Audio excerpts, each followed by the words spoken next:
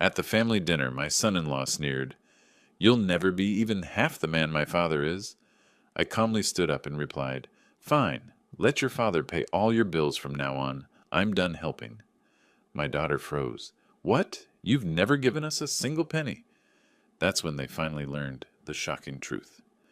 Before continuing, subscribe to the channel and write in the comments what time it is in your region right now.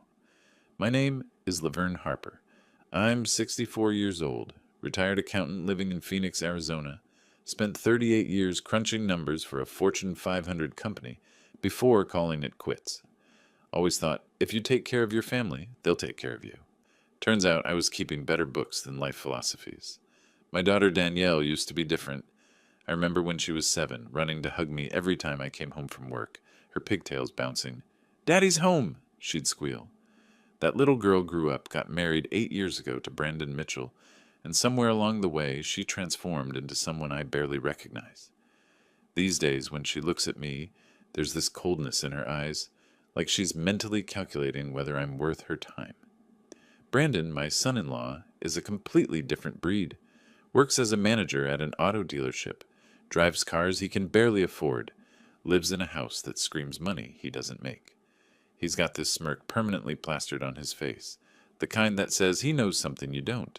And his parents, Dennis and Lisa Mitchell, well, they treat their son like he's royalty, and the rest of us like we're the help.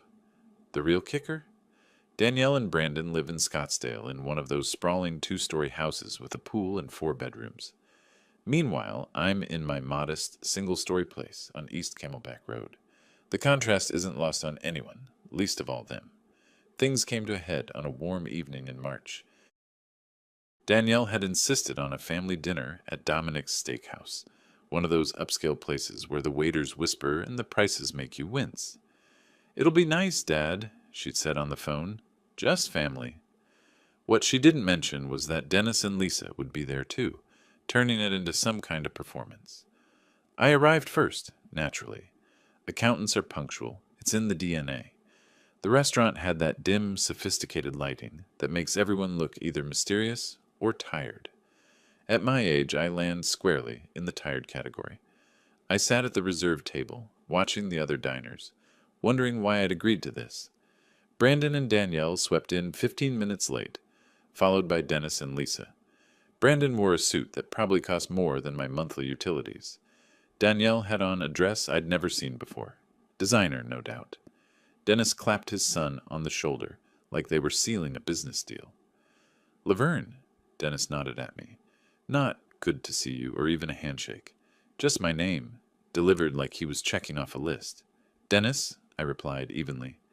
Lisa gave me one of those tight-lipped smiles that don't reach the eyes. "How lovely you could join us." The irony wasn't lost on me. I'd been invited to my own daughter's dinner, yet somehow I was the guest they were graciously allowing to attend. Dinner progressed with painful predictability. Brandon dominated the conversation, talking about his latest sales numbers, dropping names of clients who'd bought luxury cars. Dennis hung on every word, interjecting with business wisdom like some oracle of capitalism. Danielle laughed at all of Brandon's jokes, touching his arm adoringly. I might as well have been wallpaper. "Dad," Danielle turned to me during a lull, "you've been quiet." "Just enjoying the show," I said, keeping my tone light. Brandon's eyes narrowed slightly. He didn't like that. "What show would that be, Laverne?" I noticed he never called me Dad or even Mr. Harper. Always Laverne, like we were colleagues he barely tolerated. "The conversation," I replied. "Very entertaining." "Well," Dennis jumped in, "Brandon's doing exceptionally well. We're very proud. He's really making something of himself." The implication hung in the air like smoke. "Unlike you," it whispered. "Unlike your mediocre accounting career, and your mediocre house, and your mediocre life." I took a sip of water. Staying hydrated keeps you calm. That's what I've learned. Then Brandon leaned back in his chair, that smirk growing wider. "You know what I've been thinking about, Laverne." I couldn't possibly guess. Success. Real success. The kind that comes from hard work and having the right role models. He glanced at his father. "Dad taught me everything about being a man. How to provide, how to lead, how to build a life worth living." Danielle nodded enthusiastically. Brandon's father has been so generous, always supporting us, always there when we need anything. That's what fathers do, Dennis said, puffing up like a peacock. They take care of their children, set them up for success. I felt something shift inside me, a coldness spreading through my chest. Brandon wasn't done. He leaned forward, his voice dripping with condescension. No offense, Laverne, but you could learn something from Dad. He's built an empire. He knows what it takes to be a real man. The table went quiet. Even the background restaurant noise seemed to fade. I looked at Brandon, really looked at him. At 37 years old, he still had the arrogance of someone who'd never truly struggled, never gone without, never learned that cruelty has consequences. Is that right? I asked softly. It's just facts, Brandon continued, emboldened by the silence. I mean, look at where you ended up. A tiny house, a pension that barely covers the bills. Meanwhile, Dad's been incredibly generous, helping us build something real. That's the difference between a man and... Brandon, Danielle whispered, but there was no real reproach in her voice. If anything, she looked mildly uncomfortable, that he was saying the quiet part out loud. What? I'm just being honest. Brandon spread his hands. You'll never be even half the man my father is, Laverne, and that's okay. Not everyone can be successful. Dennis actually chuckled. Lisa looked down at her plate. Danielle said nothing. I set down my water glass very carefully, stood up slowly. Every eye at the table turned to me. You know what, Brandon? You're absolutely right. His smirk widened. Your father should be the one taking care of you. So from now on, that's exactly what's going to happen. I looked directly at Brandon, then at Danielle. Let Dennis pay your bills. I'm done helping. The smirk faltered, just for a second. Danielle's face went white. Oh, what are you talking about? You've never given us anything. The words hit me like a physical blow. 8 years. 8 years of sacrifice, and this was what I got. I pulled out my wallet, dropped 3 20s on the table for my portion of the meal. We hadn't even finished. Enjoy your dinner. Dad, wait, Danielle started, but I was already walking away, my heart pounding, hands shaking with an emotion I couldn't quite name. Rage, betrayal, relief. Behind me, I heard Brandon's voice. What the hell was that about? And Dennis, ignore him, probably senile. Their laughter followed me out into the parking lot. I sat in my car for 10 minutes before starting the engine, staring at the steering wheel, replaying Danielle's words. You've never given us anything. Oh, sweetheart, I thought. You have no idea what's coming. The drive home felt longer than usual. Every stoplight gave me time to think, to remember, to hurt. Phoenix at night has this quality. The city lights spread out like scattered stars, beautiful and distant. Kind of like my relationship with my daughter. When I got home, I didn't turn on many lights, just walked straight to my study, a small room I'd converted from the second bedroom. This is where I keep my life organized. File cabinets, desk, computer, and most importantly, the safe. I knelt down, entered the combination I'd memorized decades ago, and pulled open the heavy door. Inside, among the important documents and a few family heirlooms, sat a thick manila folder. I'd been adding to it for 8 years. I carried it to my desk, turned on the lamp, and opened it. The first document was dated 8 years ago, a bank transfer for $3,200 to Dennis Mitchell's account. Below that, another transfer, and another. Page after page of them, each one meticulously recorded in my accountant's handwriting. Wire transfers, check copies, receipts, $847,000. I'd given them $847,000 over 8 years, and my daughter just looked me in the eye and said I'd never given them anything. My hands trembled as I flipped through the papers. Here was the mortgage payment, $3,200 every single month for 96 months. There were the car payments, $890 monthly for 2 vehicles. The daycare costs for my grandchildren, Emma and Joshua, $1,400 a month. Medical insurance, $650 monthly. I sat back in my chair, feeling the weight of it all. The memory came unbidden, sharp and clear as yesterday. 8 years ago, Danielle had come to me 3 months after the wedding. She and Brandon were in my living room, sitting on the couch that had been there since her childhood. She'd looked nervous, twisting her hands together. Dad, we need to talk about something. Brandon had that same smirk even then, though less polished. We're looking at houses and we found the perfect one in Scottsdale, but the down payment is steep. I'd known what was coming. How much? 60,000, Danielle had said quietly. I know it's a lot, but Dad, it's our dream house, and Brandon's father said he'd help us, but you'd prefer your own father to help, I'd finished. She'd looked at me with those eyes, the same eyes that used to look at me with pure love when she was 7. Please, Dad, I'd wanted to say yes immediately, but something had stopped me. Maybe it was the way Brandon sat there, expectant, entitled. Maybe it was the whisper of intuition that I should have listened to more carefully. I'll help, I'd said, but on one condition. Brandon had leaned forward. What?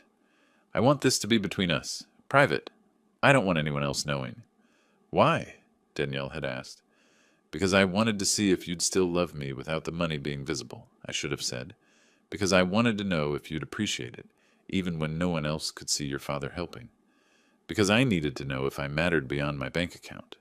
Instead, I'd said, I'm a private person, always have been. Is that acceptable? They'd agreed. Of course they'd agreed.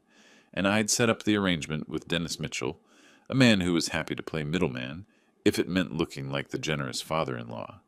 He'd signed documents stating he was repaying an old debt to me and would pass the money to his son as gifts. It was all legal, all documented, all perfectly designed to keep me invisible. The irony was exquisite. I'd made myself invisible, and now I'd become invisible to my daughter. I remembered another moment, clearer still. Danielle's 32nd birthday, 2 years ago. I'd taken her to lunch, just the two of us. A rare occurrence by then. We'd sat at a cafe in downtown Phoenix, and she'd been checking her phone constantly. Sorry, Dad. Brandon's texting about the new car we're looking at. His father's being so generous with the down payment. My down payment. My money, funneled through Dennis, allowing him to play the benevolent patriarch. I'd smiled and nodded and said nothing. You know, she'd continued, I sometimes wish you'd been more successful. Like Dennis. He really knows how to provide for family. The words had stung then. Now, sitting in my study at night, they burned like acid. I closed the folder and stared at the wall. When had it gone so wrong?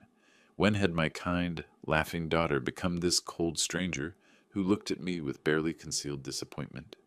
The answer was simple. Gradually, then suddenly. Each month of secret payments. Each time Brandon compared me unfavorably to his father.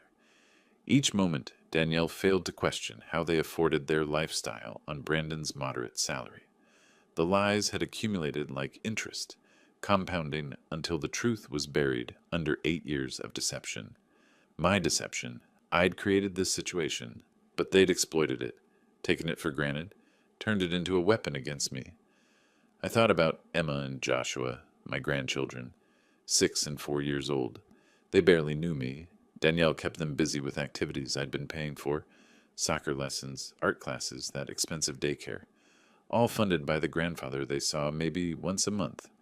The rage that had simmered at dinner began to crystallize into something else, something colder and more focused. I pulled out a legal pad and started writing. Lists are soothing when you're an accountant. They impose order on chaos. Item 1. Stop all payments immediately. Item 2. Document everything. Item 3. Prepare for their reaction.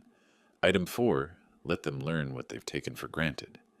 The next morning arrived with that clear Arizona sunshine that makes everything look possible. I'd barely slept, but my mind was sharp, caffeinated, and focused. I picked up my phone and dialed a number I'd saved years ago but never used. Anderson Legal Group. How may I direct your call? Patrick Anderson, please. Tell him Laverne Harper is calling about a financial matter. 2 days. In 2 days, I'd meet with an attorney and start dismantling the comfortable lie my daughter and her husband had been living. They thought Dennis Mitchell was their benefactor? Fine. Let's see how generous he really is when the money stops flowing. I looked at the folder one more time before locking it back in the safe. $847,000, 8 years of sacrifice, 1 humiliating dinner. Danielle was right about one thing. I'd never be the man Dennis Mitchell was. I'd be something far more dangerous, a patient man who'd finally run out of patience. The pieces were already in motion. Brandon and Danielle just didn't know it yet. Neither did Dennis, for that matter. But they would. Soon enough, they'd all learn that the quiet, unsuccessful father they'd dismissed had been the foundation their entire comfortable life was built on. And foundations, when removed, tend to make everything above them collapse. I smiled for the first time since dinner. Not a happy smile. The kind of smile you get when you've spent decades balancing books and finally found where all the errors were hiding. Time to reconcile the accounts. 2 mornings later, I sat in the reception area of Anderson Legal Group on the 5th floor of a sleek downtown Phoenix building, the kind of place with glass walls and leather furniture that whispers success rather than shouting it. I'd arrived 15 minutes early, old habits from a lifetime of punctuality. My phone buzzed, a text from Danielle. "Dad, can we talk? I think there was a misunderstanding at dinner." A misunderstanding? That's what she called it. As if Brandon's contempt and her casual dismissal of 8 years of sacrifice were simple miscommunication. I didn't respond. Let her wonder. "Mr. Harper?" A young receptionist smiled at me. "Mr. Anderson will see you now." Patrick Anderson's office matched the rest of the building, modern, efficient, expensive. The man himself was in his early 50s, graying at the temples, wearing a suit that probably cost more than my monthly pension. He stood and offered his hand. "Mr. Harper, please have a seat." I settled into the chair across from his desk and pulled out the manila folder. "I need legal advice on a financial matter." "Of course." He leaned back, fingers steepled. "What kind of financial matter?" "The kind involving $847,000 and family members who think I'm an unsuccessful failure." That got his attention. His eyebrows rose slightly. "I'm listening." For the next hour, I walked him through everything. The initial arrangement 8 years ago. The contract with Dennis Mitchell, technically legitimate, structured as repayment of a debt that had never actually existed. The monthly transfers. The meticulous records I'd kept of every single transaction. Patrick's expression shifted from professional interest to something like fascination as I laid out document after document. Bank statements, wire transfer confirmations, copies of checks, detailed spreadsheets showing where every dollar had gone. "You documented everything," he said, not quite a question. "I'm an accountant. It's what we do." He picked up one of the statements, studying it. "And Dennis Mitchell signed acknowledging these were debt repayments that he would pass to his son?" "Every month for 8 years, all notarized. Remarkable." Patrick set down the paper and looked at me with what might have been respect. "Mr. Harper, I have to ask. Why keep it secret? Why not let your daughter know you were helping?" The question I'd been asking myself for days, because I wanted to know if they'd still value me without seeing the money. Turns out I got my answer. He nodded slowly. "And now?" "Now I want to stop all payments. Legally, cleanly, with documentation proving I have every right to do so, and I want to be prepared if they challenge it." Patrick was quiet for a moment, thinking.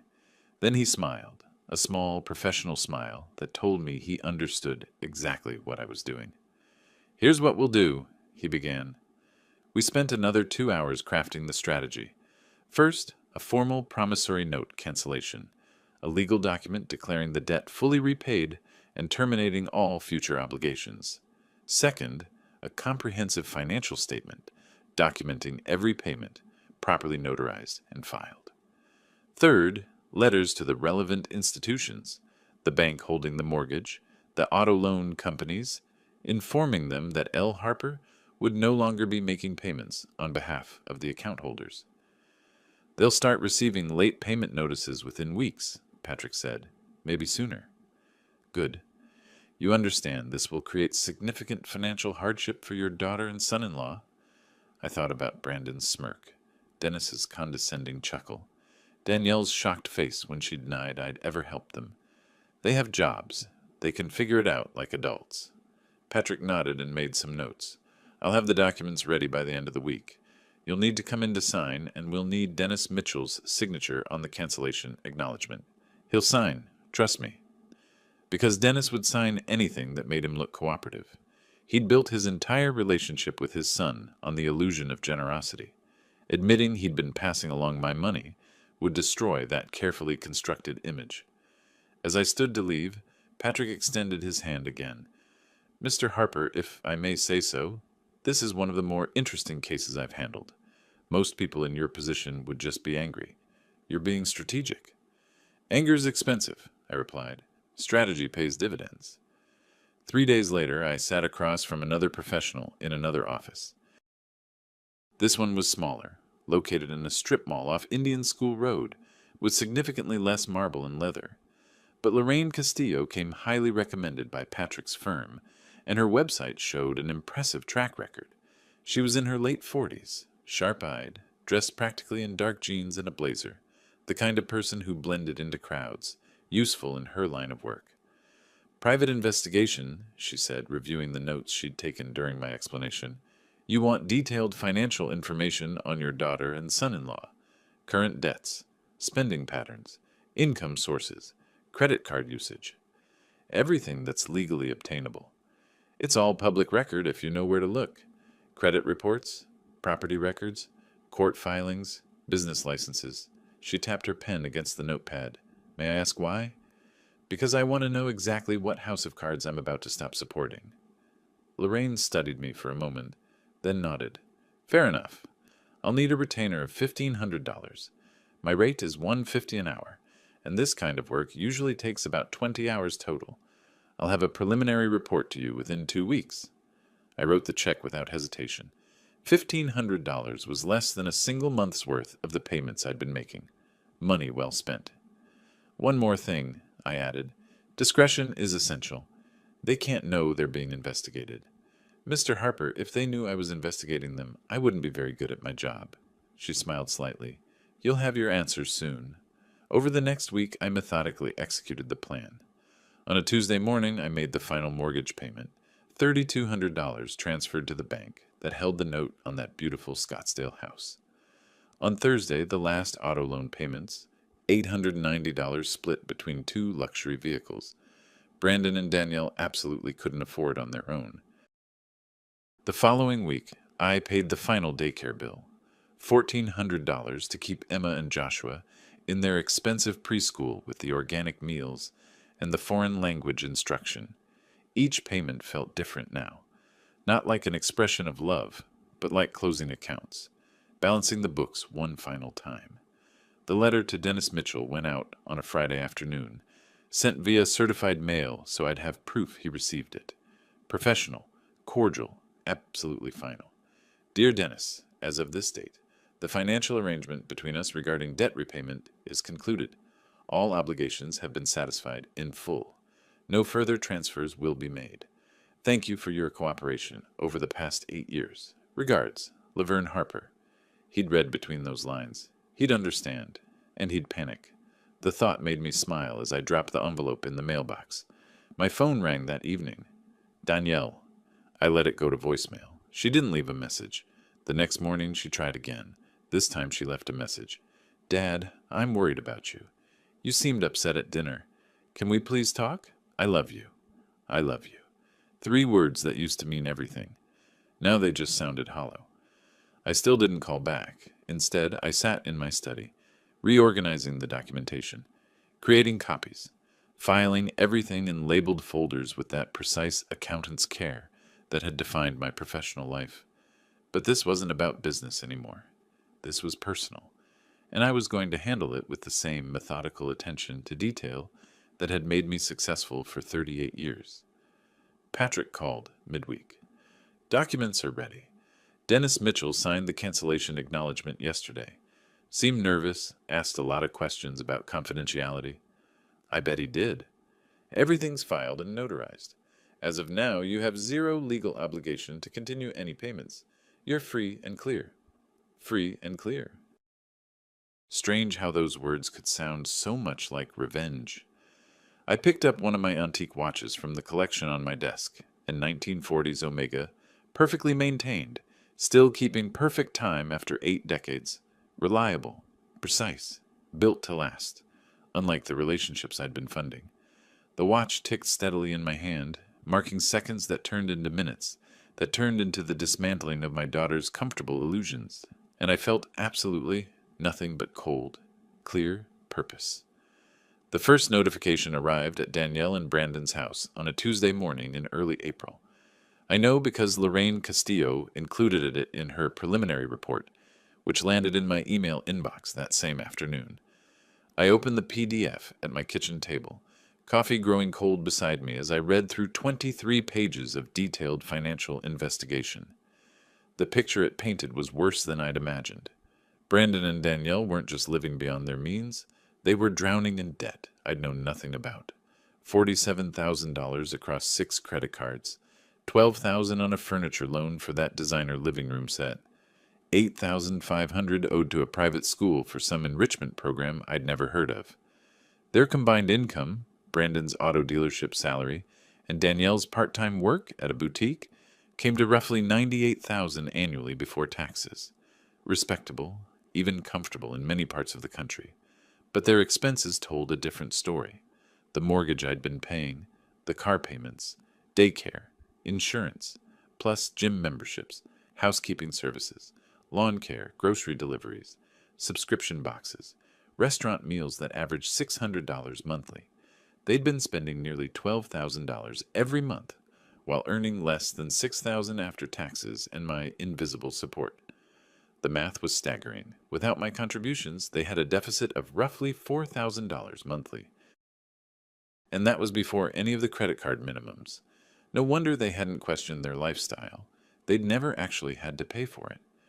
Lorraine's report included photographs, time-stamped images of Brandon's BMW in the driveway, shots of Danielle's Mercedes, pictures of the house with its manicured lawn and decorative fountain. She'd even documented a shopping trip where Danielle had spent $1,100 at Nordstrom in a single afternoon. All of it funded by the father she'd claimed never gave them anything. I sat back, staring at the numbers on the screen.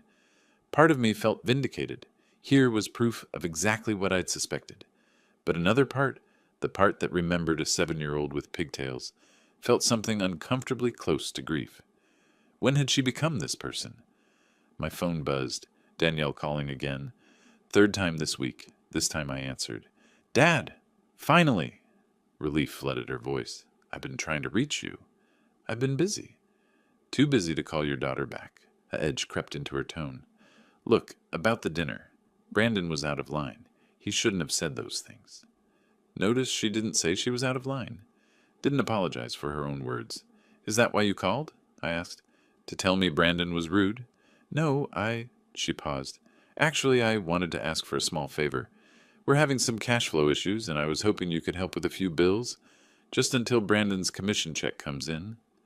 There it was. Not an apology. A request for money. "What kind of bills?" "Just the usual stuff. Mortgage is due, and there's been some confusion with the payment. I think there might be an error at the bank." "No error, Danielle. Just reality catching up with you." "Have you talked to Dennis about it? Brandon's father is quite successful after all. I'm sure he'd be happy to help." Silence on the other end. Then, "Dad, why are you being like this?" "Like what?" "Cold, distant." "You're acting like I did something wrong." The audacity was almost impressive. "Did you ever wonder how you could afford that house, Danielle? On Brandon's salary?" "What? Brandon's father helps us sometimes, you know that. And we work hard." "Right. Dennis helps you, of course." I kept my voice level, almost conversational. "Tell me, when's the last time you asked how I was doing? Not asked for something, just asked." Another pause, longer this time. "That's not fair, isn't it? Dad, if you're mad about dinner, just say so. But don't punish us financially because Brandon said something stupid while he was drinking." Punish them. As if withdrawing support I'd never been acknowledged for was somehow an attack. "I'm not punishing anyone," I said calmly. "I'm simply not helping anymore. There's a difference." "What does that even mean? You never helped in the first place." Frustration sharpened her words. "Unless you've been secretly paying our bills or something ridiculous like that." I almost laughed, almost told her right then. But the timing wasn't right. "Talk to Dennis," I said instead. "I'm sure he'll take care of you." I hung up before she could respond. 4 days later, Lorraine sent an update. Brandon had called his father Dennis in a panic. The bank had sent a notice about the mortgage. Payment was 15 days overdue. The auto loan company had called about both car payments. Dennis, according to Lorraine's surveillance notes, had looked confused during the conversation. The dominoes were starting to fall. I met with Patrick again at his office to review the legal documentation. Everything was in order, every signature properly notarized, every form filed correctly. If Danielle or Brandon tried to claim I owed them continued support, we had 8 years of documentation proving the payments had been voluntary, routed through Dennis with no legal obligation on my part. They might get angry, Patrick warned. They're already angry. They just don't know who to be angry at yet. He smiled at that. You've thought this through. I've had 8 years to think it through. The confrontation I'd been expecting came on a Saturday afternoon. I was in my greenhouse, tending to my cacti collection, those patient, thorny survivors that thrived in harsh conditions, when I heard car doors slam in my driveway. Through the window, I watched Brandon and Danielle march up to my front door. Brandon's face was flushed, his jaw set. Danielle looked like she'd been crying. I took my time washing the soil from my hands, letting them knock twice before I opened the door. We need to talk, Brandon said, pushing past me into my house without invitation. Danielle followed, looking uncomfortable but not stopping her husband. Dad, what's going on? Our mortgage payment bounced. Both car payments bounced. The daycare called, saying we're overdue. I told you to talk to Dennis. I closed the door calmly. Dad's confused. Brandon's voice rose. He says he hasn't been helping us. Says you were sending him money for some old debt. But that's stopped now. None of this makes sense. I walked to my study, pulled out a folder, not the main documentation, just a summary, and handed it to Brandon. It makes perfect sense when you actually look at the numbers. He opened it, scanning the first page. His expression shifted from anger to confusion to something like shock. What is this? Bank statements, showing transfers from my account to Dennis's account, monthly for 8 years, totaling $847,000. Danielle's face went pale. This can't be. It's all documented, notarized, legal. I kept my voice steady. Dennis was passing the money to you as gifts from Dad. My money, his credit. You're lying, Brandon said, but his voice had lost its conviction. Call him. Ask him to explain where those deposits came from every month. Danielle sat down heavily on my couch. Why would you do that? Why not just give it to us directly? Finally, the right question. Because I wanted to see if you'd still love me without seeing the money, if you'd still value your father even when you thought he was unsuccessful. I looked at her directly. I got my answer at that dinner. Dad, her voice cracked, you called me a failure, Danielle. You stood by while your husband compared me to Dennis and found me lacking. You had no idea that every success you attributed to Dennis's generosity was actually funded by the father you'd dismissed as not good enough. Brandon was still staring at the statements. This is insane. You can't just stop paying our bills. They're not my bills. They're yours. You're both adults with jobs. Time to act like it. We have children. Brandon's face reddened again. What about Emma and Joshua? What about them? Will you feed them less if you have to actually budget? Or will you just buy fewer designer handbags and eat out less frequently? I pulled out another sheet, the spending analysis from Lorraine's report. $600 a month on restaurants, $1,100 on a shopping trip last Tuesday, 2 gym memberships you never use. This isn't about your children. This is about your lifestyle. Danielle was crying now, quiet tears running down her face. Brandon looked like he wanted to hit something. You manipulative old... Brandon started. Careful, I interrupted. You're in my house, and unlike you, I actually pay for it myself. They left 20 minutes later, Brandon practically vibrating with rage, Danielle silent and pale. I watched them drive away in one of those expensive cars I'd been financing. Not anymore. That evening my phone rang. Dennis Mitchell. I almost didn't answer, but curiosity won. What the hell kind of game are you playing? His voice had lost all its smooth confidence. Brandon's accusing me of lying to him. The bank is calling about missed payments. Check your bank statements, Dennis. 8 years of deposits from me to you. Remember signing those receipts? Those notarized documents acknowledging you were receiving debt repayment? You told me it was legitimate debt repayment. It was legitimate documentation of funds you agreed to pass to your son. All legal, all properly recorded. And now, all finished. I paused. How does it feel, Dennis? Being the generous father on someone else's dime? He sputtered, searching for words. You have two choices, I continued calmly. You can explain to your son that you've been taking credit for my money for 8 years. Or you can start actually being the generous father you've been pretending to be. Either way, I'm done. I hung up before he could respond.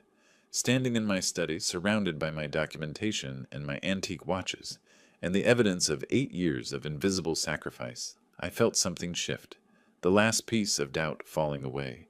They'd made their choice when they humiliated me at that dinner. Now I was making mine, and that's when I understood exactly how to show them what they'd taken for granted. Not through anger or confrontation, but through the simple, devastating power of consequences. The plan was already in motion. I just needed to let it play out. The consequences arrived faster than I'd anticipated. Early one morning in May, Lorraine sent me an email with a single-line subject. Foreclosure notice delivered. Attached was a photo she'd taken from across the street, the official envelope from the bank, tucked into Danielle and Brandon's mailbox. 90 days. That's how long they had before the bank could legally take the house. I sat at my kitchen table with my coffee, studying the photo. Part of me, the part that remembered teaching Danielle to ride a bike, who'd held her hand on her first day of school, felt a pang of guilt. But then I remembered her face at that dinner, the casual cruelty in her voice when she said I'd never given them anything. The guilt evaporated like morning dew in Arizona heat. 3 days later, Lorraine's next update came through. I was in my greenhouse, carefully watering my cacti, when my phone buzzed. The message contained a video file. I pressed play. The footage showed Danielle and Brandon's driveway. A tow truck was backing up to the BMW X5, the car I'd been making payments on for the past 5 years. 2 men in company uniforms were attaching chains to the wheels, while Brandon stood on his front lawn, gesturing wildly, his face red even in the grainy video. Danielle emerged from the house, running toward the truck. Even without audio, I could see she was crying. The repo men ignored her, efficiently loading the vehicle onto the flatbed. Brandon pulled out his phone, probably calling his father or maybe the finance company. Not that it would matter. The BMW was gone in less than 10 minutes. I watched the video twice. The second time I noticed little Emma standing in the doorway, her small hand pressed against the glass, watching her parents panic with confused eyes. That hit harder than I'd expected. Emma and Joshua, 6 and 4 years old, they were innocent in all this. But their parents had created this situation, not me. Sometimes the hardest lessons come with the highest cost. Lorraine's updated report arrived that same afternoon. 23 pages of financial devastation. The credit card debt I'd known about, $47,000, had been joined by new maxed-out cards they'd opened, desperately trying to cover expenses. Brandon's Mercedes would be next for repossession. He was already 3 payments behind. The foreclosure notice was official. The daycare had stopped accepting Emma and Joshua after 2 months of non-payment. But the detail that struck me most was this. They'd tried to borrow money from 6 different friends. All 6 had declined. One had even told them bluntly that they needed to learn to live within their means. Their carefully constructed social circle was already backing away. The cracks were showing, and people in their world didn't want to be near when the structure finally collapsed. A week and a half after the car repossession, my phone rang. Dennis Mitchell. I considered not answering, but I wanted to hear what he'd say now that reality was setting in. Laverne, his voice had lost its usual pompous confidence. We need to talk. I'm listening. I checked the bank statements, all of them. 8 years of deposits from you to me, just like you said. Surprised? He paused. I didn't realize the scale. When you approached me 8 years ago with that debt repayment arrangement, you said it was a personal matter. You thought what, Dennis? That you could take credit for being the generous father without asking where all that generosity was actually coming from? Silence. Then, why did you do it this way? It was a fair question, actually, because I wanted to know if my daughter would still love me when she thought I had nothing to offer. You helped me find out the answer. Brandon's falling apart. He's terrified they'll lose the house. Then maybe Dennis Mitchell, the successful businessman, should help his son. Isn't that what you've been claiming to do all these years? More silence. I could practically hear him calculating, trying to find a way out of this that didn't destroy his reputation or drain his actual resources. I can't cover everything they owe, he finally admitted. The business isn't. I'm not as liquid as people think. Of course he wasn't. Dennis's furniture business was profitable, but not spectacularly so. His own lifestyle was carefully managed to look more successful than it was. He'd been riding my coattails as much as Brandon had. That sounds like a problem for you and your son to work out, I said calmly. You're really going to let them lose everything? I'm not letting them do anything. They're adults who made choices. They're simply experiencing the natural consequences of those choices. What about Emma and Joshua? That question again. Everyone's suddenly concerned about the children. What about them? Will they starve? No. Will they have a roof over their heads? Yes, even if it's smaller. Will they still have parents who love them? I hope so. What they won't have is a lifestyle their parents can't actually afford. That's called reality, Dennis. He hung up without another word. 2 days later, Danielle called. I let it go to voicemail. Her message was 3 minutes of alternating between tears and anger. Dad, how can you do this to us? To your grandchildren? We're about to lose everything. Brandon says it's your fault that you stopped helping Dennis, and now he can't help us either. I don't understand what's happening. Just call me back, please. We need you. We need you. Not, I love you, or I'm sorry for what I said at dinner. Just, we need you. More specifically, they needed my money. I deleted the message. The following week brought another call from Danielle. This time when I answered, her voice was different, harder, sharper. You're really not going to help us? That's correct. After everything, after all the holidays we spent together, all the times you saw the kids, all the times I paid your mortgage, your car loans, your daycare bills, I interrupted. Yes, Danielle, after all that. You're a cruel old man. Her voice shook with rage. You want to know something? You won't see Emma and Joshua again, not until you apologize and fix this mess you've created. The threat landed like she'd intended it to, a direct hit to the one thing she knew I cared about, my grandchildren. That's your choice to make, I said, keeping my voice level, despite the pain in my chest. But understand something, Danielle. I didn't create this mess. You and Brandon did when you built a life you couldn't afford, and then mocked the person who was making it possible.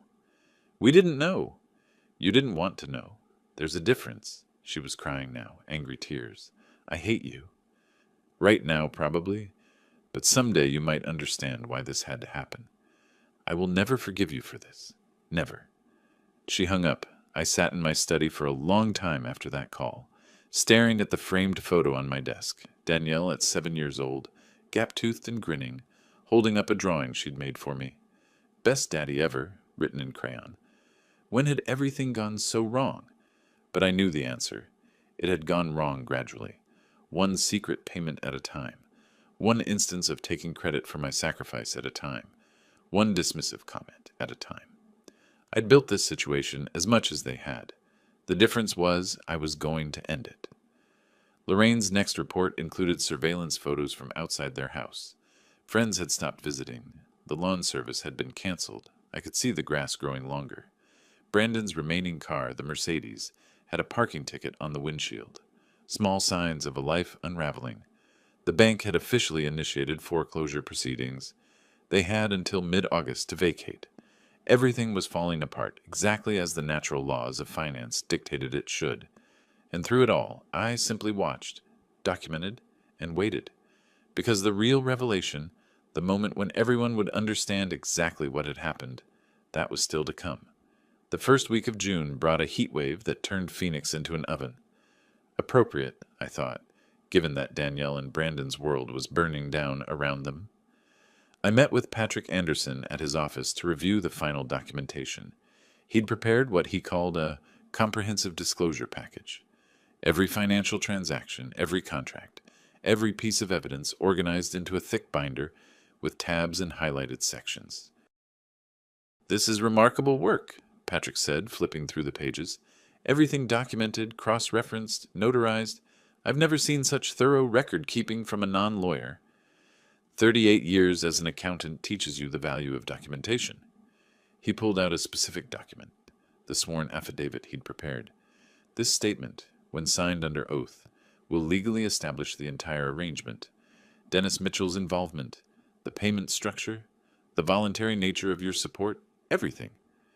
And if Danielle or Brandon try to claim I owed them continued support, they have no legal standing.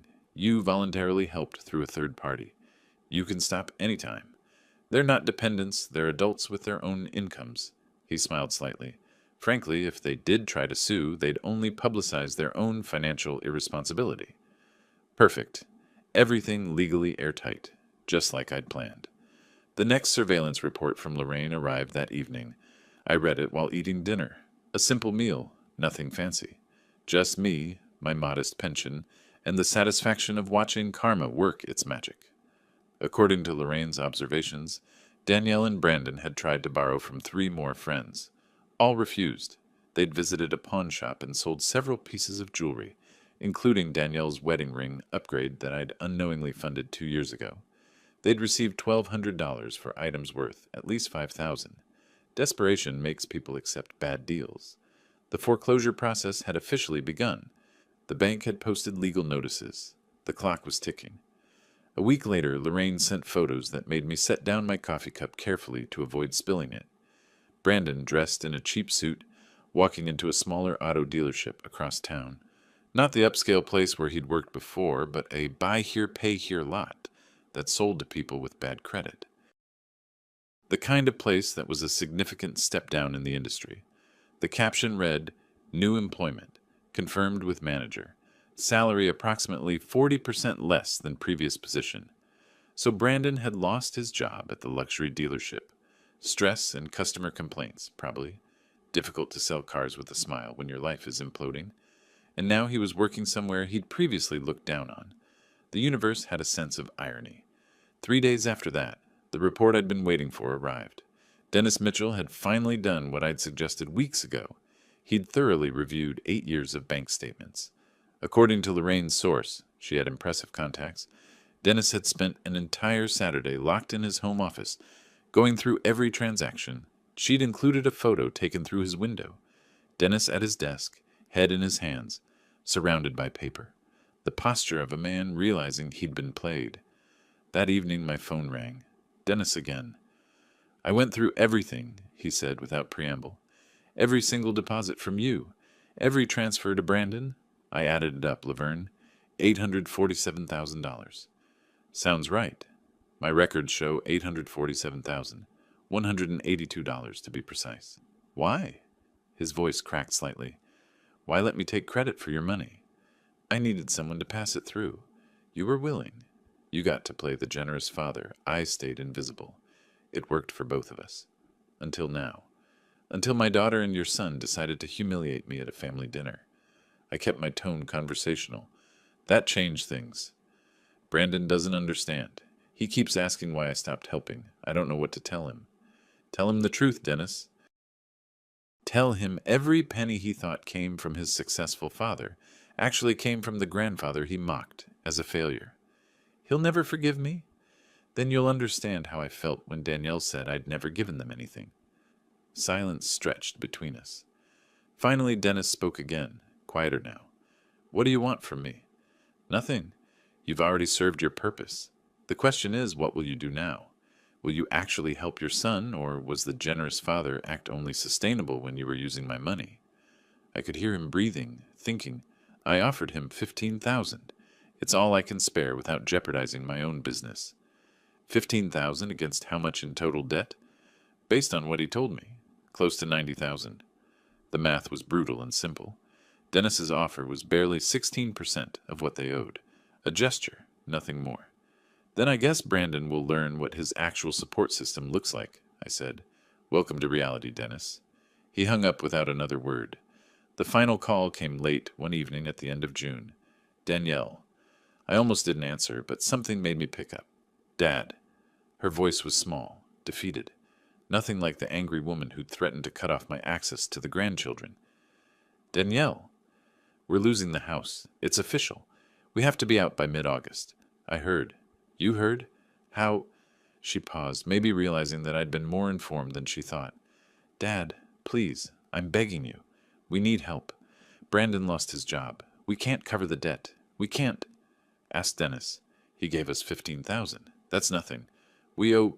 She stopped, probably realizing she was about to reveal the full extent of their financial disaster. You owe what, Danielle? More than that, she said quietly. A lot more. How much more? 90,000, give or take. Her voice was barely a whisper. Credit cards, the furniture loan, back payments on everything. I let the silence hang for a moment. Let her feel the weight of that number. That's a significant amount of debt, I finally said. How did it get that high? We thought, she started crying. We thought we had more money than we did. Brandon's father was helping, or we thought he was, and I had my boutique income, and Brandon was making good commissions. But you were spending 12,000 a month while earning 6. How do you know that? Because I'm an accountant, Danielle. I know how to look at numbers. The question is, why didn't you? She sobbed quietly on the other end. Will you help us? Why would I do that? Because I'm your daughter. The desperation in her voice was raw. Because Emma and Joshua are your grandchildren. Because family helps family.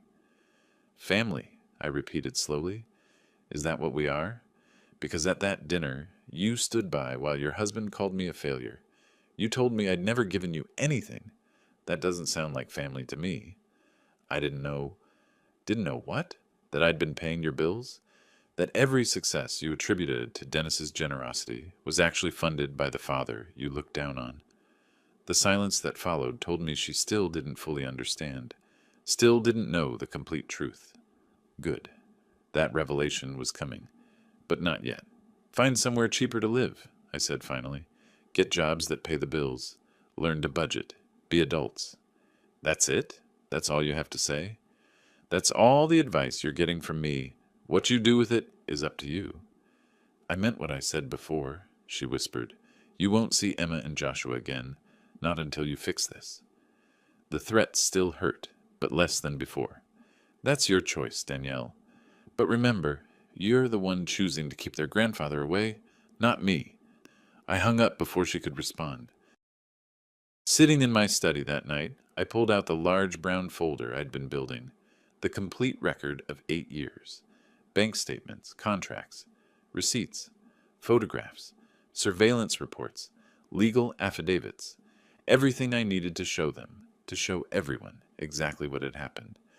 Patrick had prepared the final document, a notarized statement detailing every transaction, every payment, every penny of that $847,000. Where it went, how it was used, who knew about it. The truth, comprehensive and undeniable. I wasn't ready to reveal it yet, but soon. Very soon, everyone would know exactly what Danielle and Brandon had taken for granted, what Dennis had used to inflate his own image, what I had sacrificed in silence. The forecast for early July showed clear skies and temperatures over 100 degrees. Perfect weather for a barbecue, and perfect weather for the truth to finally burn away 8 years of comfortable lies. Independence Day arrived with cloudless Arizona skies and temperatures that would crack 100 by noon. Appropriate, I thought, for what was about to become my own Declaration of Independence. I hadn't been invited to the Mitchell family barbecue. That was fine. I'd invited myself. The brown folder sat on my passenger seat as I drove toward Dennis and Lisa's house in their upscale Phoenix neighborhood. 8 years of documentation, organized with an accountant's precision. Every bank statement, every transfer confirmation, every notarized receipt. The complete story of how I'd funded my daughter's lifestyle while being dismissed as a failure. I'd timed my arrival for mid-afternoon when everyone would be gathered and comfortable. Maximum audience for maximum impact. The driveway was already crowded with cars when I pulled up. Brandon's remaining Mercedes. A few vehicles I didn't recognize. Probably Dennis's siblings and their families. The backyard was visible through the side gate, smoke rising from the grill, the sound of conversation and laughter carrying over the fence. I grabbed the folder and walked around to the back gate. Didn't knock, didn't announce myself, just opened it and stepped through. The party froze in stages. First, Dennis's sister Carol noticed me, her smile fading into confusion. Then Lisa, who'd been arranging plates, looked up and went pale. Dennis turned from the grill, spatula in hand, his expression shifting from surprise to something like dread. Danielle sat at the patio table with Emma on her lap, mid-sentence in what I could tell was a complaint. And he just abandoned us, his own daughter and grandchildren, like we mean nothing. She saw me, stopped talking. Her face went through a fascinating progression. Shock, fear, anger, all in about 3 seconds. Brandon was the last to notice, standing near the pool with a beer in hand. When he spotted me, his entire body tensed. "What are you doing here?" "Family gathering," I said calmly, walking toward the main table where everyone had congregated. "I'm family, aren't I?" "You weren't invited," Lisa said, her voice thin. "No, I wasn't. But I have something important to share with everyone." I set the brown folder on the table with a soft thud. "The truth." Brandon took a step forward. "You need to leave. Now." "Sit down, Brandon," I said, not looking at him. I opened the folder and began pulling out documents. "Unless you'd prefer I have this conversation without you." Dennis set down his spatula. "Laverne, maybe this isn't the time." "It's exactly the time, Dennis. Everyone's here. Everyone who's been wondering why Danielle and Brandon are losing their house. Everyone who's heard them blame their cruel father." I spread the first set of papers across the table. "Let me show you what really happened." The bank statements were on top, 8 years of transfers highlighted in yellow. I'd prepared copies for this exact moment. "These are transfers from my account to Dennis Mitchell's account, monthly for 8 years. Would anyone like to guess the total?" Silence. Carol leaned forward, squinting at the numbers. $847,182. I let that number hang in the air. "Approximately $106,000 per year." Lisa's hand went to her chest. "That can't be." "It's all documented, notarized, legal." I pulled out the contract Dennis had signed. Dennis agreed to receive these funds as debt repayment and transfer them to Brandon as gifts. Here's his signature, acknowledging every transaction. Dennis's face had gone from its usual ruddy complexion to an unhealthy gray.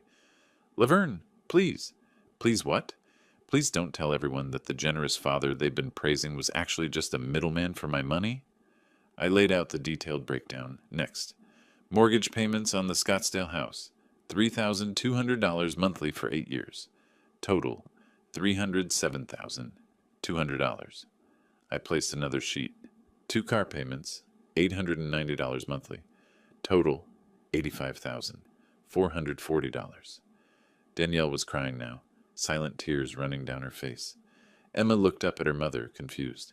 "Daycare for Emma and Joshua at that expensive facility. $1,400 monthly. Total, $134,400. Another sheet. Medical insurance, $650 monthly. Total, $62,400.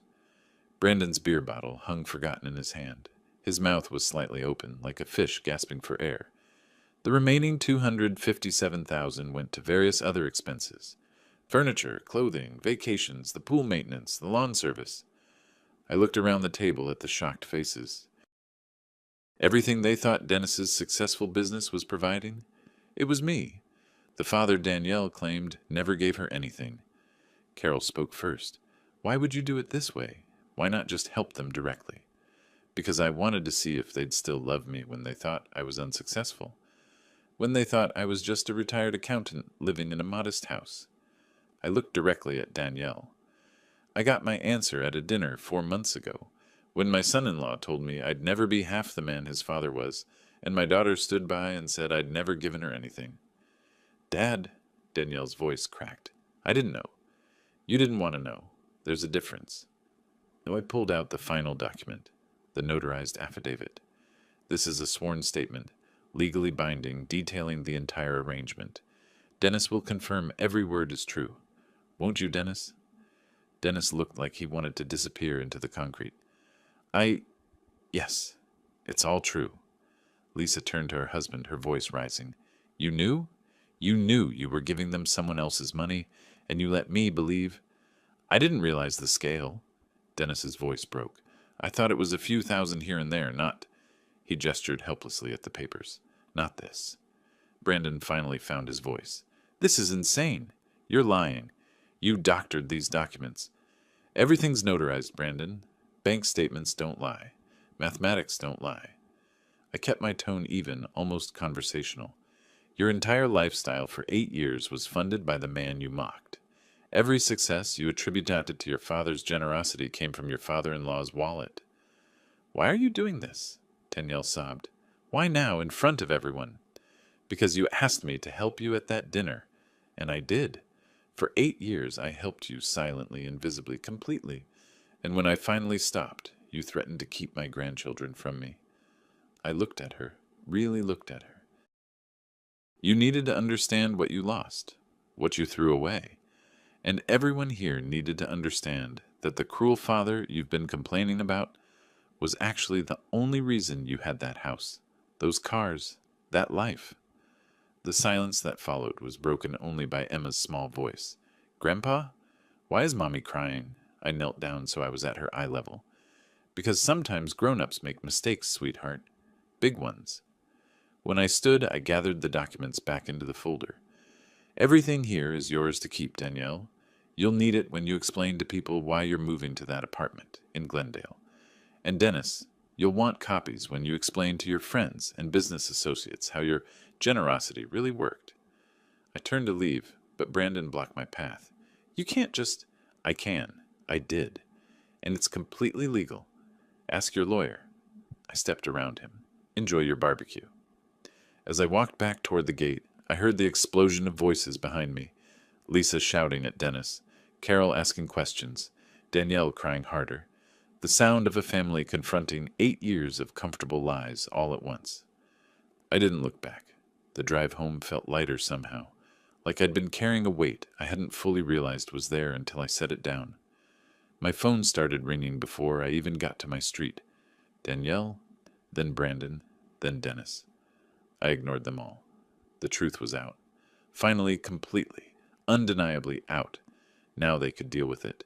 The fallout hit harder and faster than even I'd anticipated. 2 days after the barbecue, Dennis showed up at my door. He looked like he'd aged a decade, unshaven, circles under his eyes, shoulders slumped. Lisa had apparently spent the past 48 hours alternating between furious silence and loud recriminations about his deception. Can we talk? He asked. I let him in. Didn't offer coffee. Just led him to my living room and waited. Lisa's barely speaking to me, he started. My brother, he was at the barbecue. He's been calling everyone in the family. They all think I'm some kind of fraud. You were taking credit for my money, Dennis. That's pretty close to the definition. I didn't know it was that much. I swear, Laverne. I thought you were sending maybe $1,000 a month, not... He rubbed his face. $800,000. How did you even have that kind of money? I saved. I invested wisely. I lived modestly. And I spent it on my daughter because I loved her. I kept my voice level. The question isn't how I had it. The question is why you were comfortable pretending it came from you. Because it made me look like a good father. The admission seemed to deflate him further. Brandon respected me. Lisa was proud of me. I liked being the generous patriarch. On my dime. On your dime, he agreed quietly. I'm sorry. If I'd known you were paying that much, if I'd understood, you would have what? Told Brandon the truth? Refused to participate? I studied him. Or would you have just felt more guilty while still cashing my checks? He had no answer for that. What do you want from me, Dennis? I don't know. Forgiveness? Understanding? He looked around my modest living room, so different from his showpiece home. How did you afford all this? I retired with a good pension and excellent savings. I could have had a bigger house, fancier things, but I chose to invest in my daughter's happiness instead. The irony wasn't lost on me. Turns out I was investing in the wrong thing. Dennis left 20 minutes later, no more at peace than when he'd arrived. I watched him drive away in his Mercedes, paid for by his actual business at least, and felt nothing but a mild satisfaction that the truth was eating at him. The real confrontation came later that week. Danielle had been calling daily, leaving increasingly desperate voicemails. I'd ignored them all. But when she showed up at my door with Emma and Joshua, I couldn't turn away the children. 10 minutes, I said. Emma and Joshua can play in the backyard with my cacti collection. You and I will talk here. The kids ran off happily, They'd always loved visiting Grandpa's desert garden. Danielle sat on my couch, looking smaller than I'd ever seen her. "I'm sorry," she began. "For which part? The years of disrespect? The dinner where you let Brandon humiliate me? Claiming I never helped you? Threatening to keep my grandchildren from me?" She flinched at each item. "All of it. I was horrible. I became someone I don't recognize. You became someone who valued money over relationships. Someone who looked down on their own father because his house wasn't as big as yours." I sat across from her. "When did that happen, Danielle?" "I don't know." Slowly. "Brandon's friends all have money, and his parents are always talking about success and achievement, and I got caught up in it." She wiped her eyes. "I stopped seeing what mattered." "You stopped seeing me." "I know." Her voice broke. "And now we're losing everything, and I realized none of it mattered except you, and I destroyed that relationship for a lifestyle I couldn't even afford." I wanted to comfort her. Every paternal instinct I had screamed to hold my daughter and tell her it would be okay. But she needed to sit with this, needed to truly understand. "Apologies are just words, Danielle. What matters is what you do next." "What can I do? The house is being foreclosed. Brandon lost his job. We have 90,000 in debt. We're moving to a tiny apartment in 2 weeks." She laughed bitterly. "We're getting exactly what we deserve." "Maybe you are. But Emma and Joshua don't deserve parents who are drowning.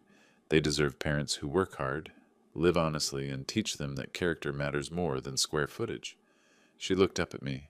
"Are you saying—" "I'm not giving you money," I interrupted. "That's done. But I'll give you advice if you want it. Help you build a real budget. Maybe watch the kids sometimes while you work." I paused. "If you prove you've learned something from this." "How do I prove that?" "Time. Consistency.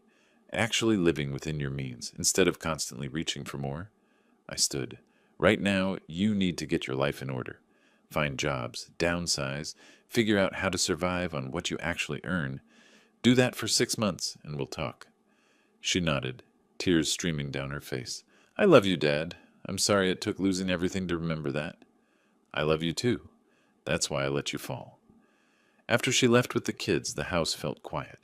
I sat in my study, looking at the empty folder that had contained all that documentation. The weight of 8 years of secrets finally lifted. My phone rang. Patrick Anderson. "Just wanted to update you," he said. "Brandon Mitchell apparently consulted a lawyer about suing you for emotional distress, or some such nonsense." I almost smiled. "And?" "The lawyer apparently laughed him out of the office. You have ironclad documentation proving every payment was voluntary. There's no legal recourse." He paused.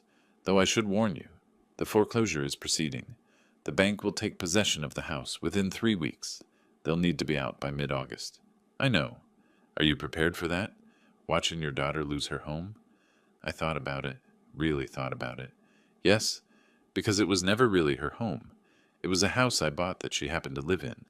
Now she'll find an actual home she can afford. You're remarkably calm about all this. I'm an accountant, Patrick. I understand that sometimes you have to write off a loss to save the rest of the ledger. But that night, sitting in my greenhouse among the cacti I'd nurtured for years, I wondered if I'd been too harsh. These plants survived in hostile conditions because they'd adapted, learned to thrive with less water, less everything. Maybe Danielle and Brandon could learn the same lesson, or maybe they'd wither under the pressure of reality. Either way, the truth was out. The lies had been burned away by the harsh light of disclosure. What grew from the ashes, that would tell me if there was anything worth salvaging. My phone buzzed one more time. A text from Brandon, the first communication I'd had from him since the barbecue. "You destroyed my family. I hope you're proud of yourself." I stared at it for a long moment, then typed my reply. "I didn't destroy anything. I simply stopped building it for you. The rest was your own doing." I hit send and turned off my phone. The desert night was settling over Phoenix, temperature finally dropping from unbearable to merely uncomfortable. In the distance I could hear fireworks, late celebrants still marking Independence Day. Fitting. I'd declared my own independence from being the invisible foundation of someone else's illusion. Now we'd see if they could build something real on their own. August arrived with the relentless heat that makes Phoenix feel like the surface of another planet. Appropriate timing. Danielle and Brandon were about to experience life on an entirely different world than the one they'd known. I watched from a distance as they moved out of the Scottsdale house. Not physically present, I wasn't cruel enough for that, but Lorraine sent me photos. The furniture truck looked smaller than it should have. Most of the expensive pieces they'd bought on credit had been sold or repossessed. What remained fit into a modest U-Haul. The apartment in Glendale was a far cry from their former palace. 2 bedrooms, 900 square feet, in a complex with a shared laundry room. Rent was $1,400 monthly, less than they'd been paying for daycare alone. Reality was teaching them what I couldn't. The first few weeks were silent. No calls, no texts, no contact. I imagined them struggling to figure out how 2 adults making $80,000 combined could possibly survive. The math that had seemed impossible was actually quite simple when you stopped trying to maintain a lifestyle meant for someone earning 3 times that amount. Then, one afternoon in early September, my doorbell rang. I opened it to find Danielle standing there with Emma and Joshua. The children looked happy enough, though their clothes were noticeably less designer than before. Danielle looked tired but different somehow. Her hair was pulled back simply, no expensive salon treatment. She wore jeans and a plain shirt. No jewelry except her wedding band. The upgraded version had been pawned months ago. "Dad," she said quietly, "can we come in?" I stepped aside. Emma and Joshua ran past me toward the backyard, already knowing where my desert garden was. They'd always loved the cacti. Danielle sat on my couch, hands folded in her lap. "I got a job, office manager at a dental practice. It's not glamorous, but it's $42,000 a year with benefits. That's good." Brandon found work too. Smaller dealership, less commission potential, $38,000. She looked up at me. "We're making it work. Barely. But we're making it." I sat across from her, waiting. "I came to say I'm sorry. Really sorry. Not because we need money. We don't expect anything from you. But because I need you to know that I understand now what I lost." Tears began running down her face. I lost my father, the man who would have done anything for me, and I lost him because I became someone who only saw value in dollar signs. "What changed?" I asked. "Living on what we actually earn, shopping at discount stores, cooking at home because we can't afford restaurants, telling Emma she can't have the expensive shoes all her friends have." She wiped her eyes. Realizing that when everything else fell away, the only person who'd ever really sacrificed for us was the one we'd treated worst. Through the window I could see Emma and Joshua examining a flowering cactus, their small faces full of wonder at something that cost nothing. "I was a terrible daughter," Danielle continued. "I let Brandon talk about you like you were nothing. I stood by while his parents acted superior. I believed their version of success and dismissed yours." She looked directly at me. "You worked for 38 years, saved carefully, and gave us everything, and I called you a failure." "Yes, you did. I don't expect forgiveness. I just wanted you to know that I see it now. All of it. What you did. What I became. What I lost." We sat in silence for a moment. Then I said, "Tell me about your apartment." She blinked at the change of subject. "It's small. The kids share a bedroom, but it's clean and the neighbors are nice. We have a little balcony where I'm trying to grow herbs, not very successfully." A small smile.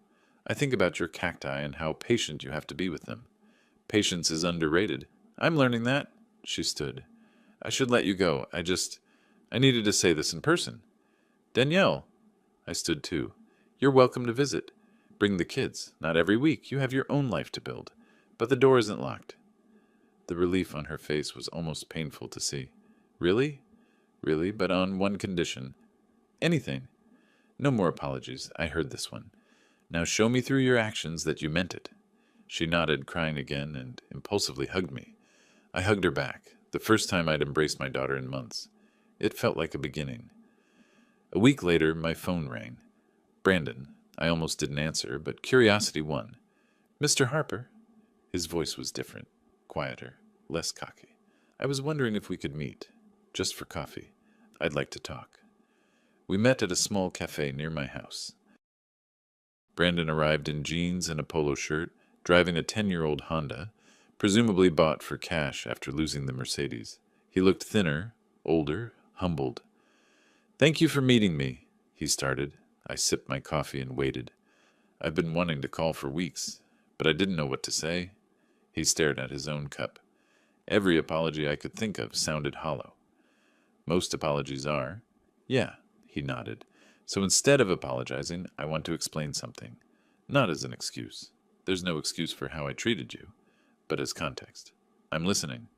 I grew up watching my father play the successful businessman. Big house, nice cars, always picking up the check, and I wanted to be like him. No, I wanted to be better than him. He laughed bitterly. Turns out neither of us was what we pretended to be. Your father had a successful business. He just wasn't as liquid as he appeared. And I was living on your money while mocking you for not being successful enough. He met my eyes. That dinner, when I said you'd never be half the man my father was, I was really trying to convince myself that I'd married up, that Danielle came from less and I was giving her more. I was so focused on that narrative that I couldn't see the truth, which was that you were the only one giving us anything, and I was too proud and stupid to see it. He paused. The new job is hard. I'm selling used cars to people with bad credit. It's humbling, but it's honest. And after months of living on your charity while treating you like garbage, honest feels important. I studied him. The arrogance was gone, replaced by something that looked like actual self-awareness. I don't expect forgiveness, he continued. I don't even expect you to like me. But I wanted you to know that I finally understand what you were teaching us. Sometimes the greatest gift is letting someone hit bottom so they can learn to climb back up. How's Danielle doing? She's strong. Stronger than I gave her credit for. She makes dinner every night. Real cooking, not takeout. She found a community center daycare for the kids that's affordable. She's building a real life instead of the fantasy we were living. He smiled slightly. She's happier than she was in that big house. We talked for another 20 minutes. Not about the past. That ground had been covered. About his new job. About Emma's adjustment to public school. About the small victories of living within your means. When we parted, Brandon shook my hand. Thank you for the lesson, even if I hated learning it. The best lessons usually hurt the most. Later that month, Danielle invited me to dinner at their apartment. I brought wine. Not expensive, just something decent from the local store. The apartment was tiny but clean. Danielle had made it homey with inexpensive decorations and family photos. The kids' shared bedroom had hand-painted murals. Apparently Brandon had artistic talents I'd never known about. Dinner was simple, spaghetti and salad, but Danielle had cooked it herself. Emma and Joshua chattered about school and their new friends. The conversation was genuine, without the performance that had characterized every meal at the Scottsdale house. As I left that evening, Emma hugged me tight. I love coming to your house, Grandpa, and I love having you here too. Simple words from a 6-year-old, but they meant more than any apology. October in Phoenix brings relief from the brutal heat. The temperature drops into the 80s, and people remember why they live in the desert. I spent more time in my greenhouse, tending to plants that had survived the harsh summer. Like my cacti, Danielle and Brandon were proving they could adapt to difficult conditions. 2 months had passed since they'd moved to Glendale.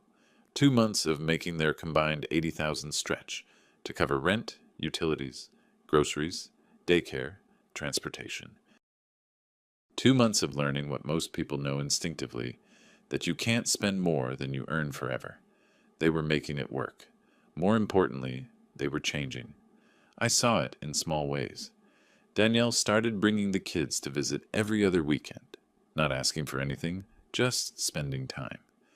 Brandon took them to free events at the park instead of expensive entertainment. Emma and Joshua seemed happier with less stuff and more attention. One afternoon in mid-October, I made a decision. Not to return to the old way. That door was permanently closed, but to offer support in a different form. I called Danielle. I've been thinking about Emma and Joshua. Oh, her voice held a note of concern. They're in public daycare now, right? Yes, it's fine. Not fancy, but the teachers are good. I'd like to help with that cost, not the expensive place you had before, the one you're using now, $700 a month. Silence. Then, Dad, you don't have to... I know I don't have to, but they're my grandchildren, and you've proven over the past few months that you can handle your responsibilities without my help. This isn't about funding your lifestyle. It's about making sure Emma and Joshua have good care while you work. I don't know what to say. Say you'll use the money for exactly what it's intended for, and that if your situation improves and you don't need it anymore, you'll tell me. I will, I promise. A pause. Thank you, Dad. You're welcome.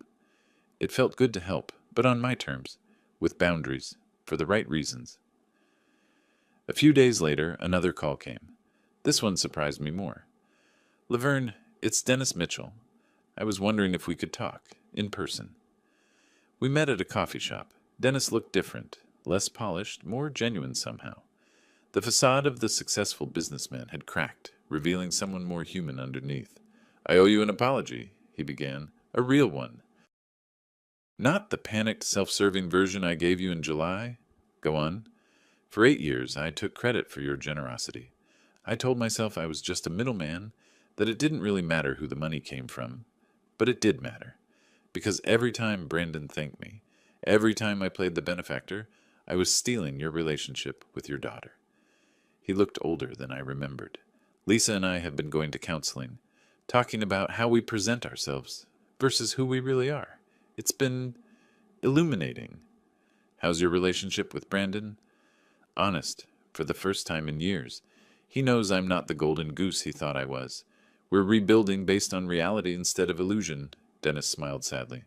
It's harder, but better. Good. I wanted to apologize to you properly. Publicly, if you're willing. Lisa and I are having a family dinner next week. Small gathering, our kids, you, Danielle, and Brandon. I'd like to apologize in front of everyone for my role in this situation. I considered it.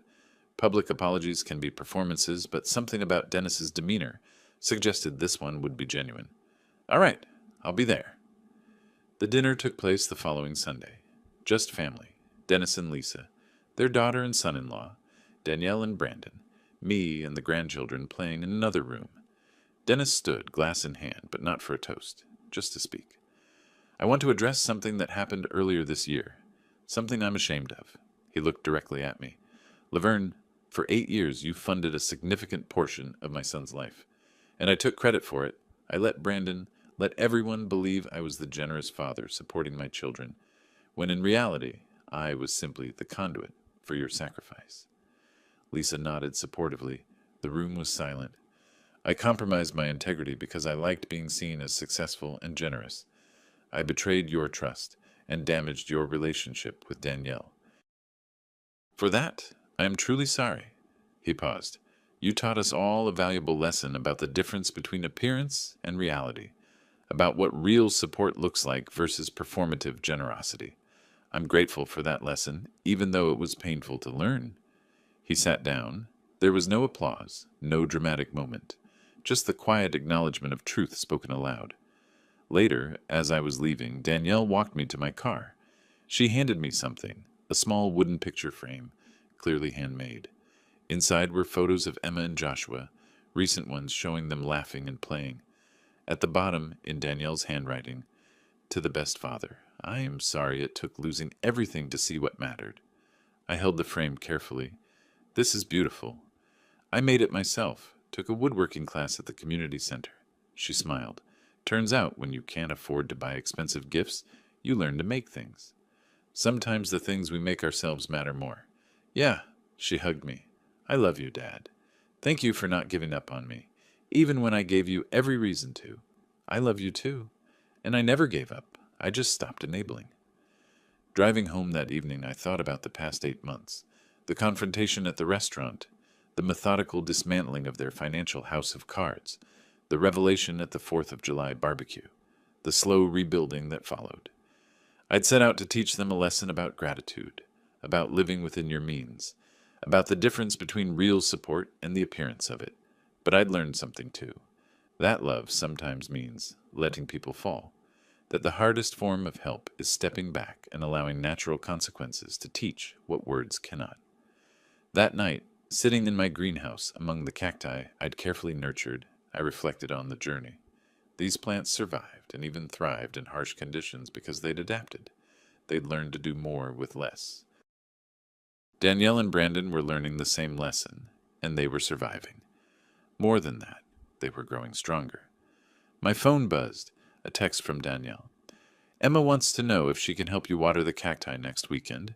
She says she wants to learn how to take care of plants that don't need much. I smiled and typed back, tell her yes, and that the secret is patience and knowing when not to give them too much water. Like people? She replied, exactly like people. I set down the phone and looked at the photo frame she'd made. My grandchildren's faces, happy despite living in a tiny apartment, despite having less than they'd once had. Happy because their parents were present, working hard, showing them that character mattered more than square footage. I hadn't destroyed my family. I'd saved it. By refusing to continue funding an unsustainable illusion, I'd forced them to build something real. The plan had never been about revenge, not really.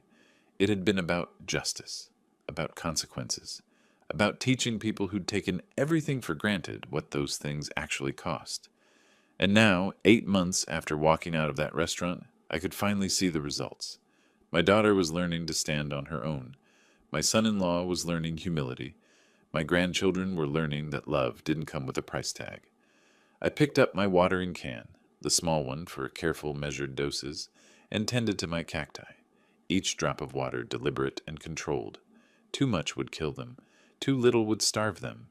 The right amount at the right time helped them flourish. Sometimes the greatest love is knowing when to give and when to withhold, when to support and when to step back, when to be visible and when to let them find their own way. I'd spent 8 years invisibly supporting an illusion.